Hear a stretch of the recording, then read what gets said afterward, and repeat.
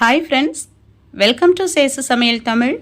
இன்றைக்கி நம்மளோட சேனலில் கிராமத்து மனம் மாறாத கருவாட்டு குழம்பு எப்படி செய்கிறதுன்னு பார்க்கலாம்.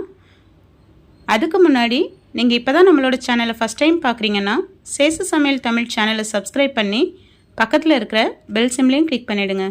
வாங்க இப்போ வீடியோக்குள்ளே போயிடலாம். அதுக்கு ஒரு கடாயில் கொஞ்சமாக எண்ணெய் சேர்த்துக்கலாம். எண்ணெய் சூடானதும் 2 பெரிய வெங்காயத்தை பொடியாக நறுக்கி சேர்த்துக்கலாம்.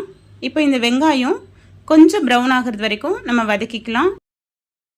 இது கூட ஒரு 10 போல் பூண்டு பற்கள் சேர்த்துக்கலாம். இப்போ வெங்காயம் கொஞ்சம் ப்ரௌன் ஆயிடுச்சு. இந்த டைமில் ஒரு 2 பெரிய சைஸ் தக்காளியை கட் பண்ணி அதையும் சேர்த்துக்கலாம். இப்போ வெங்காயமும் தக்காளியும் கொஞ்சம் நல்லா மசிஞ்சு வர்ற அளவுக்கு நம்ம வதக்கி விட்டுடலாம். அதுக்கு நம்ம கொஞ்சமாக உப்பு சேர்த்து வதக்கும்போது வெங்காயம் தக்காளி கொஞ்சம் சீக்கிரமாக வதங்கி வந்துடும். இப்போ இதை ஒரு 2 நிமிஷம் மீடியம் ஃப்ளேமில் வச்சுட்டு நல்லா வதக்கி விடலாம். இப்போது வெங்காயம் தக்காளி நல்லா மசிஞ்சு வந்துடுச்சு. இந்த டைமில் கொஞ்சமாக கறிவேப்பிலையும் ஒரு 3 பச்சை மிளகாவும் சேர்த்துக்கலாம். இந்த பச்சை மிளகா கருவாட்டு குழம்புக்கு நல்ல ஒரு மணத்தையும் நல்ல டேஸ்ட்டையும் கொடுக்கும். இந்த டைமில் இதில் ஒரு 3 கத்திரிக்காய் சேர்த்துருக்கேன். சின்ன சைஸாக இருந்தால் 3, பெருசாக இருந்தால் 2 போதும். ஒரு முருங்கைக்காய் சேர்த்துருக்கேன். சேர்த்து இதையும் வதக்கி விட்டுடலாம். நான் இன்றைக்கி இதில் வாழைக்காய் சேர்த்துக்க போகிறேன். நீங்கள் வாழைக்காய் சேர்த்துக்கிறதுக்கு பதிலாக உருளைக்கிழங்கு கூட சேர்த்துக்கலாம். சின்ன சைஸ் வாழைக்காவாக இருந்ததுன்னா 1, பெரிய சைஸில் இருந்ததுன்னா பாதி வாழைக்காய் சேர்த்துக்கலாம். இதை கொஞ்சமாக வதக்கி விட்டுட்டு ஒரு பெரிய எலுமிச்சை பழ அளவுக்கு புளியை ஆல்ரெடி ஊற வச்சு கரைச்சி எடுத்து வச்சுருக்கிறேன். இப்போ அதையும் இதில் சேர்த்துக்கலாம்.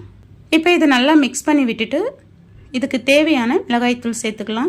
நான் வீட்டு குழம்பு மிளகாய்த்தூள் தான் சேர்க்குறேன். ஒரு 3லேருந்து 4 டேபிள் ஸ்பூன் அளவுக்கு குழம்பு மிளகாய்த்தூள் சேர்த்துக்கலாம். நீங்கள் உங்களோட காரத்துக்கு ஏற்ற மாதிரி சேர்த்துக்குங்க. வீட்டில் அரைச்ச மசாலாவாக இருந்தால் மட்டும் இந்த அளவுக்கு சேர்த்துக்குங்க. ஏன்னா கடையில் வாங்குறது இதை விட கொஞ்சம் காரமாக இருக்கும். நம்ம இந்த குழம்புல கத்திரிக்காய், முருங்கைக்காய், வாழைக்காய்லாம் சேர்த்து போட்டு செய்யும்போது இந்த கருவாட்டு குழம்பு உண்மையாகவே ரொம்ப சூப்பராக இருக்கும். இப்போ இதை நல்லா மிக்ஸ் பண்ணி விட்டுட்டு இந்த குழம்புக்கு தேவையான உப்பையும் நம்ம இந்த டைமில் சேர்த்துக்கலாம். உப்பு கொஞ்சம் கம்மியாகவே சேர்த்துக்கலாம். ஏன்னா சில கருவாடில் உப்பு கொஞ்சம் அதிகமாகவே இருக்கும். அதனால லாஸ்ட்டில் கூட செக் பண்ணிட்டு சேர்த்துக்கலாம். இப்போ இதை ஒரு மூடி போட்டு மீடியம் ஃப்ளேமில் வச்சு ஒரு 10 நிமிஷம் நல்லா கொதிக்க விடலாம். அப்போது மிளகாய்த்தூளோட பச்சை வாசனைலாம் நல்லா போயிடும்.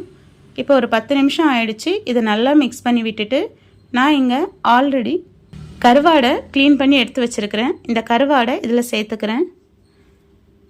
கருவாடை ஒரு 15 நிமிஷத்துக்கு முன்னாடி தண்ணியில் ஊற வச்சு க்ளீன் பண்ணும்போது நல்லா சூப்பராக க்ளீன் ஆகிடும். கருவாடு சேர்த்ததுமே அது கூடவே இங்கே ஒரு 3 பீஸ் அளவுக்கு தேங்காவும் ஒரு பெரிய வெங்காயமும் சேர்த்து நல்லா நைஸாக அரைச்சி எடுத்து வச்சுருக்கிறேன். அதையும் இது கூட சேர்த்து நல்லா மிக்ஸ் பண்ணி விட்டுடலாம். தேங்காய் சேர்க்க பிடிக்காது அப்படின்னா நீங்கள் தண்ணியை கொஞ்சம் அளவை கம்மியாக வச்சு அந்த திக்கான கன்சிஸ்டன்சி வர்ற அளவுக்கு நம்ம கொதிக்க விடும்போது சரியாக இருக்கும். இப்போ நம்ம தேங்காய் சேர்க்கும்போது நமக்கு இன்னுமே கொஞ்சம் திக்காகும். அதே போல் டேஸ்ட்டும் நல்லாயிருக்கும். இதை இன்னும் ஒரு 5லேருந்து 10 நிமிஷம் சிம்மில் வச்சு கொதிக்க விட்டோம்னா நல்லா எண்ணெய் பிரிஞ்சு நமக்கு குழம்பு ரெடி ஆகிடும். இப்போ பாருங்கள் 10 நிமிஷம் ஆயிடுச்சு. குழம்பு நல்லா எண்ணெய் பிரிஞ்சு தயாராகிடுச்சு. இந்த டைமில் நம்ம இதுக்கு ஒரு தாளிப்பு சேர்த்துக்கலாம். அதுக்கு ஒரு தாளிப்பு கரண்டியில் கொஞ்சமாக எண்ணெய் சேர்த்து எண்ணெய் சூடானதும் கடுகு சேர்த்து பொரிஞ்சதும் கொஞ்சமாக வெந்தயமும் சேர்த்துக்கலாம். வெந்தயம் இந்த குழம்புக்கு நல்ல வாசனையை கொடுக்கும். கூடவே ஒரு 5 சின்ன வெங்காயத்தை பொடியாக நறுக்கி போட்டு கொஞ்சமாக கருவேப்பிலையும் சேர்த்து அந்த வெங்காயம் கொஞ்சம் இந்த அளவுக்கு ப்ரௌன் ஆகிறது வரைக்கும் பொரிய விட்டு நம்ம இந்த குழம்புல ஊற்றினோன்னா சூப்பரான கருவாட்டு குழம்பு தயாராகிடும். கண்டிப்பாக நீங்கள் இதே மாதிரி ட்ரை பண்ணி பாருங்கள். இப்போ ஸ்டவ் ஆஃப் பண்ணிடலாம்.